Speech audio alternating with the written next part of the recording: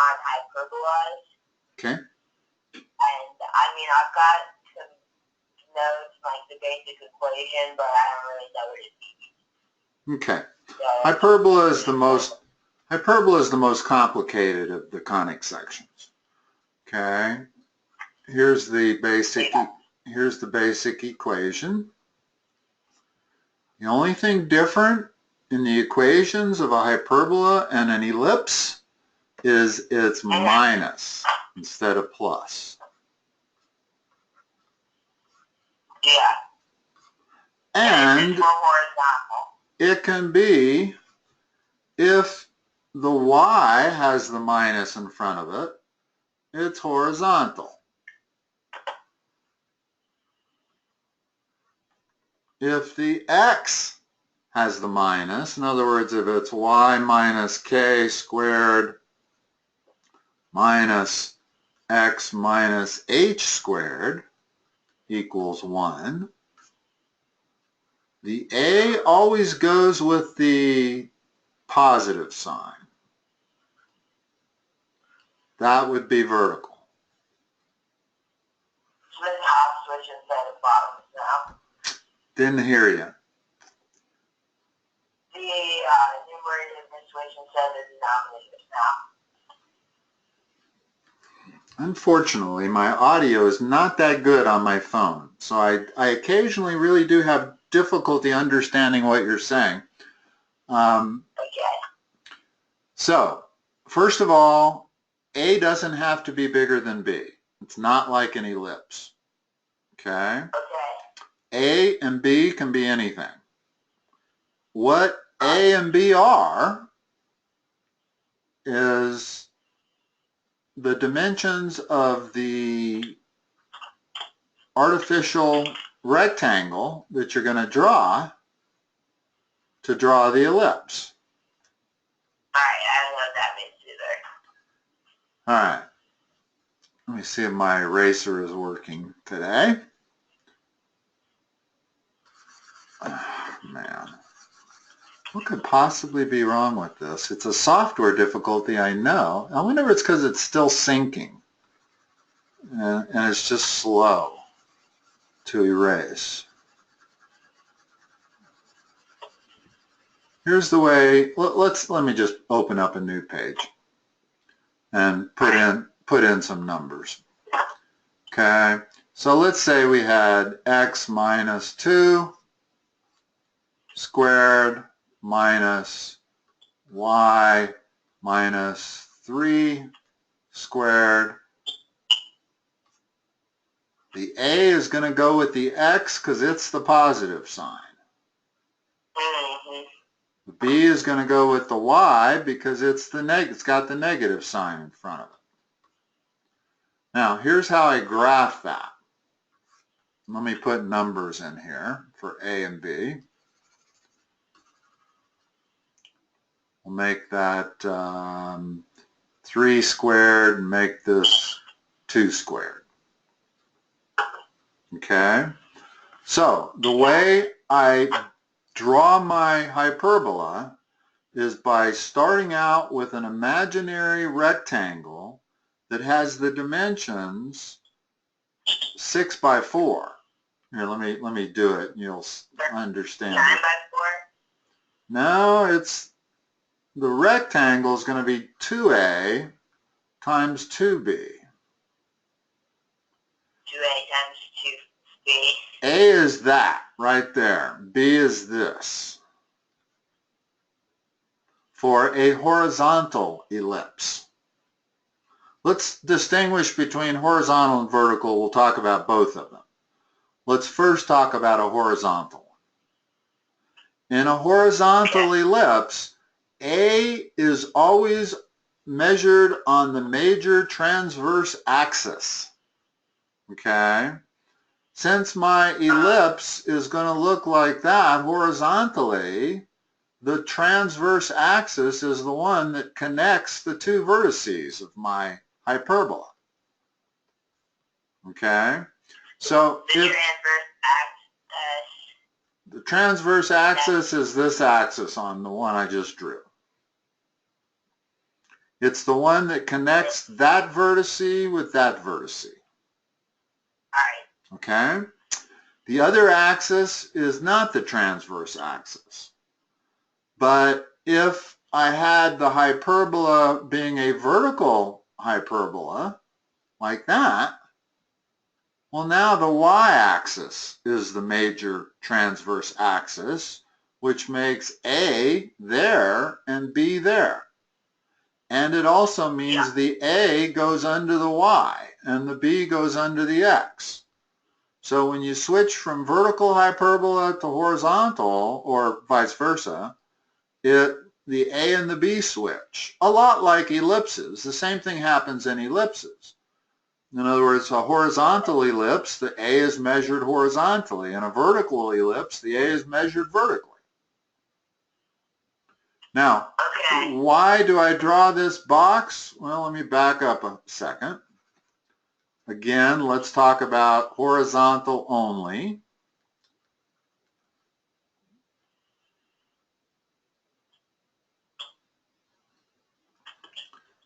Remember, that's A, that's B. To draw the hyperbola, I have to draw the diagonals on that box. Both ways.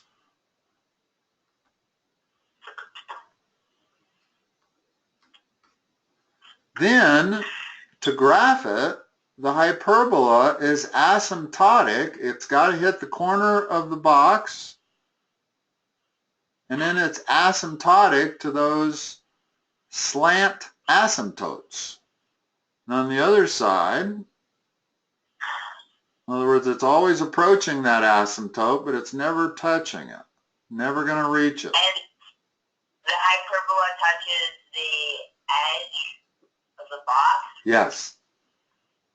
Just Notice nothing touches the edge of the top of the box. It's just one point in the middle. Touches the edge of the box. That's the edge of the box right there. Yeah. Okay? But you've got to draw the box to be able to draw the diagonals, and you need the diagonals to be able to accurately draw the hyperbola. Okay. Okay?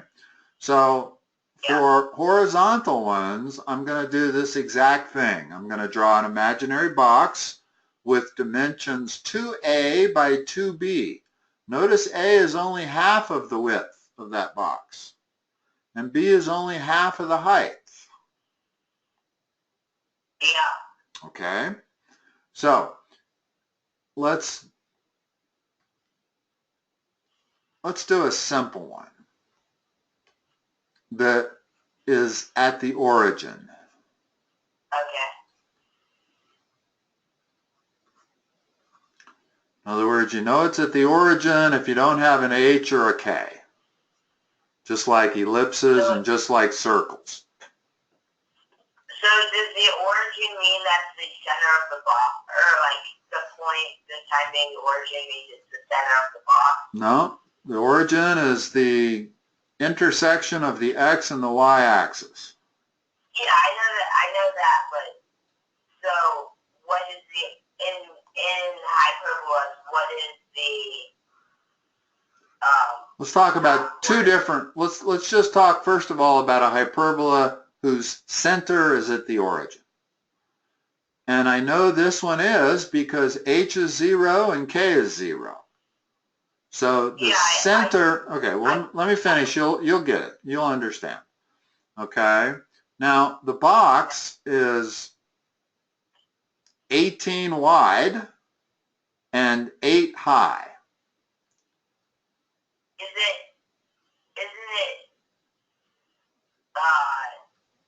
Wouldn't it be 3 and 2 doubled? That's A squared and B squared? Well, you're right that A is 3, which makes the box 6 wide. Yeah, 6 and 4. 6 and 4, exactly. But A is 3, B is 2. Okay? Okay. Now I draw my diagonals. The diagonal goes through the origin also, but it definitely goes through the corner of the box. Now I can draw my hyperbola.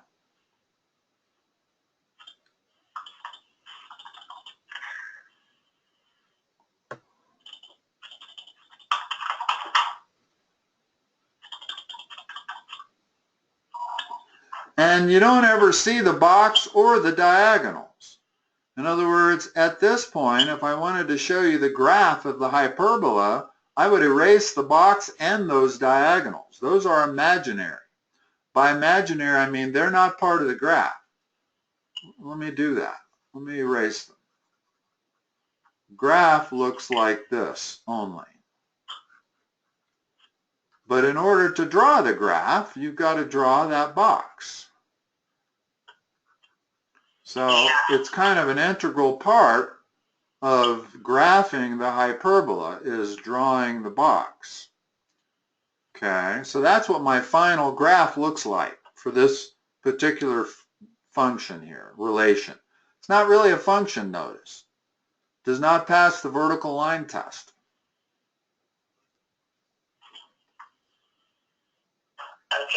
Okay, but it is a relation. All conics are not functions. Circles are not functions. Circle doesn't pass the vertical line test either, nor does an ellipse, nor does a hyperbola. A vertical parabola is a function, but a horizontal parabola is not. It's a relation. In other words, for these to be functions, you always have to pass the vertical line test. If it fails that, then it's a relation, not a function. Okay, so now the only difference, if I put in an h and a k, let's say I make it 8x minus 2 squared and y minus 3 squared, the only difference between that and what I have is the center of the box is at the center. In other words, if I'm saying where is the center of the hyperbola, it's at 2, 3. It's right there. So even though it's moving in the center of the box, you would still say it's the center of the hyperbola? Well, there's the center, okay? Now I'm going to draw my box about that center.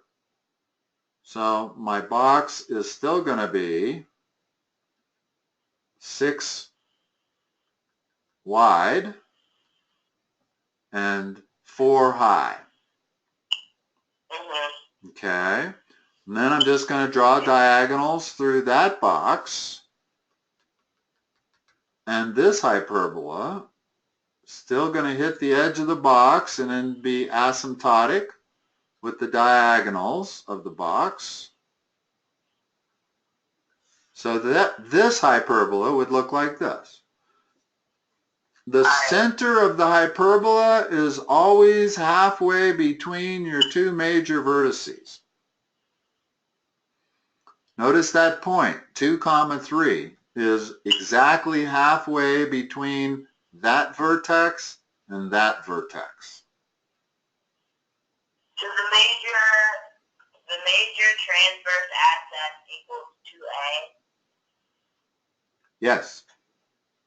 Well, no. And then, well, first of all, the major transverse axis is not an equation, so you can't say it's equal to 2a. It's the major transverse axis is either horizontal or vertical.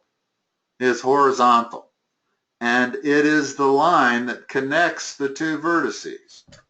There's the major transverse axis. If I wanted to draw the whole thing, it would be like that. So if they gave me a graph, I would find A just by looking at the distance between the two vertices and then cut it in half. Now, if I give you this kind of hyperbola, now this distance between there to there is 2a. In other words, that's a, and so is this. Only if it's through the origin? No, it's always going to be half of the distance between the two vertices, whether the center is at the origin or not. Notice in this drawing on the right, the center is not at the origin, but it's still halfway between my two vertices. And so, will they always give you either the vertices or... They'll always give you enough information. They will always give you enough information so that you can draw it. Okay? They may give you C. Inverse axis? Let's talk about C for a minute. Okay. C is where the foci lie. Okay? The foci are always inside the hyperbola by some distance. And C is the distance from the center to the foci. So that distance is C. Notice that C is always bigger than A. And the formula that relates C to A and B is just like the Pythagorean theorem. C squared equals A squared plus B squared. As opposed to an ellipse where C squared equals A squared minus B squared. With an ellipse, A is always bigger than C. With a hyperbola, C is always bigger than A. You can see by definition, C would have to be further away from the center than A would be. And how do you spell foci? How do you spell it? Yeah. F-O-C-I. Alright. That's easy. Alright. So, sometimes they'll give you... Well, do you have any specific problems? The best way to learn this is with specific problems, not general concepts so much. See? Yeah. What was that? Sorry, what was the question? Do you have any specific problems that deal with hyperbolas? If you don't, I can find some in my book. Oh yeah, I do. First I was just going to learn what they mean before I... Right. Well, the easiest way for you to learn what they mean is probably by us doing a specific problem. I'm a firm believer in that. You don't teach hyperbolas by describing. You do it by doing problems. I'll ask a problem right now, but right before we do that, I just have one more question. Okay. So there's a separate formula that I was given that is y minus k equals plus or minus b over a times x minus h. That is the equation of the diagonals. Notice, let me draw it again. Let me put my box in there.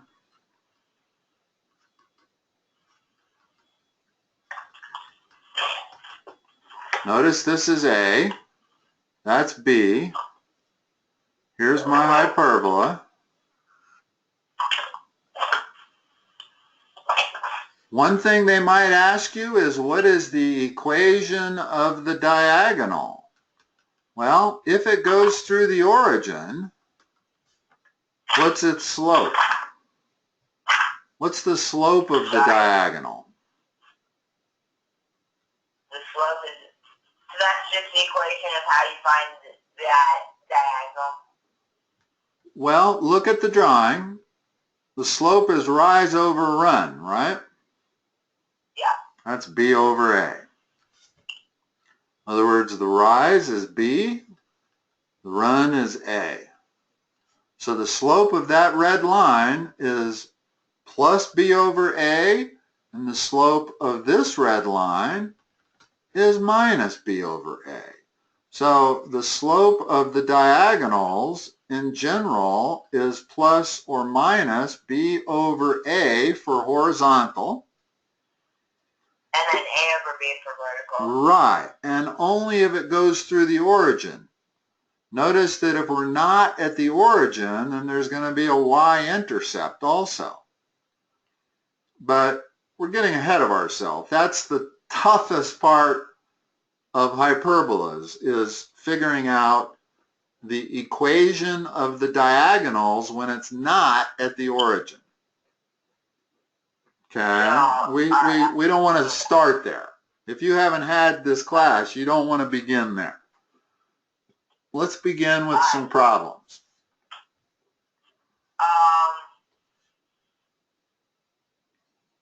Alright, so x minus 1 squared over 4 minus y plus 2 squared over 1. And then it's find the center, Equals what? foci, and sketch. I presume it's equal to 1? Oh yeah, sorry, equal to 1. Okay, so let's do it. Okay. Where's the center? The center is at 1, -2. Okay, right there.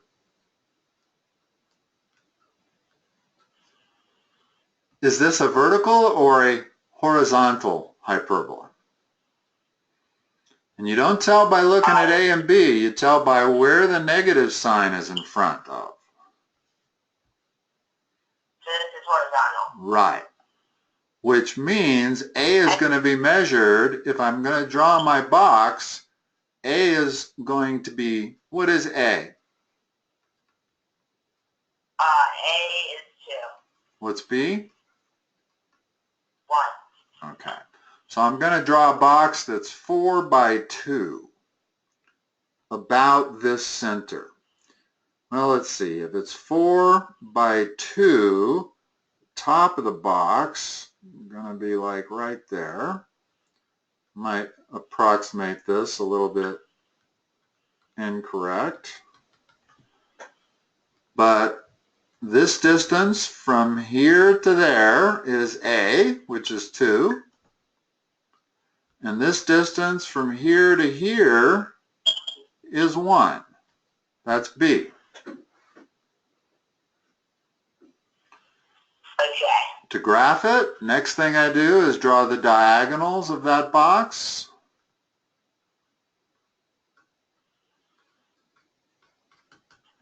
And then put my horizontal hyperbola so that it just barely touches the box and then becomes asymptotic with those diagonals.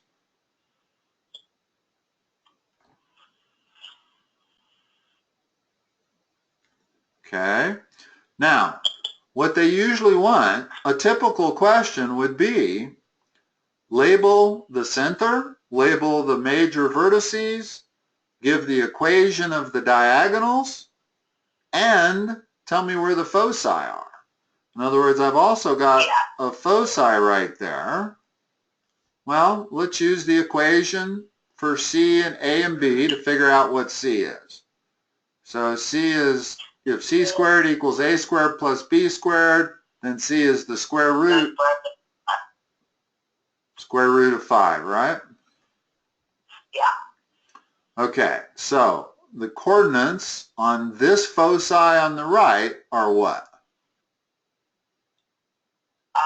The one on the right, Mm-hmm. they are negative, they,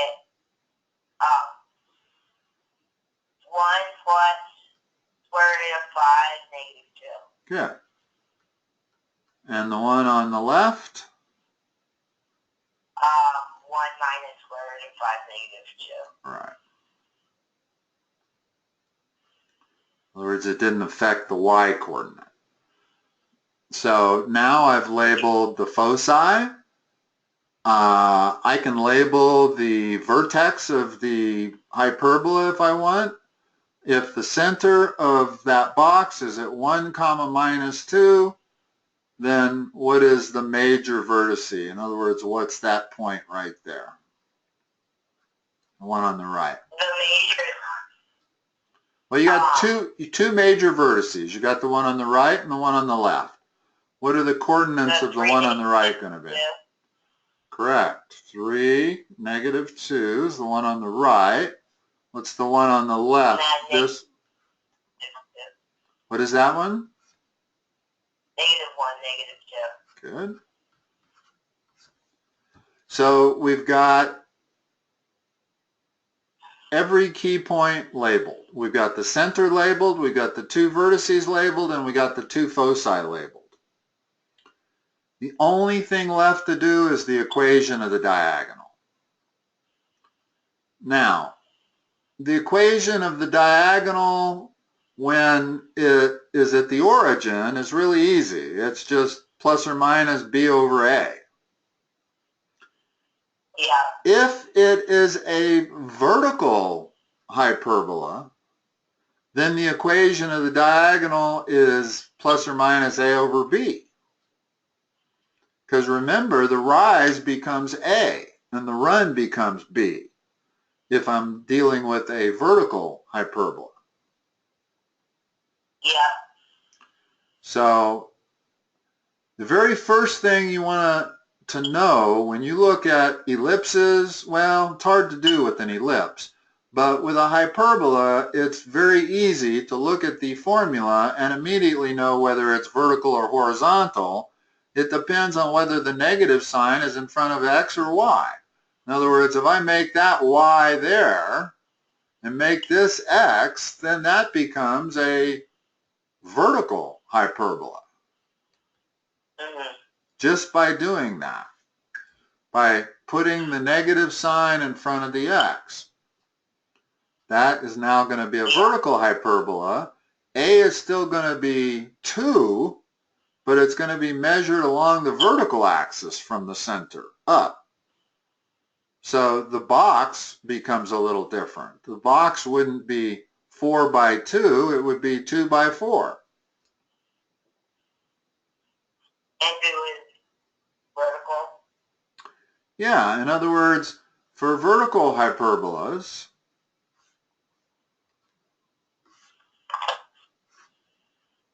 your box, this is A, and this is B. And the vertical hyperbola is going to look like this. Well, notice what the equation of the diagonals is going to be. It's still rise over run, only in this case it's A over B instead of B over A. Yeah, so I get that. And then Okay. you said the origin, if it's not the origin, it changes. We got it. If it's not the origin. If it's not at the origin, it's not just A over B, because you have to take into the account that it's not at the origin.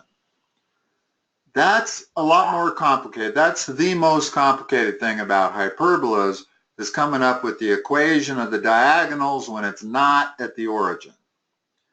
Unfortunately, I have a 6:30 session, so I'm not going to have time to go through the equation of the diagonals when it's not at the center tonight. Okay. You can look that up. Your book should give you the formulas for it. You gave it to me at the beginning of the session. I don't have that formula right in front of me. The equation of the diagonal is plus or minus b over a times x minus h, I think. What are you? Is it 1 minus k on the other side? Yeah, which means plus k. Okay, so if you're not at the origin, in other words, if h and k are not both 0,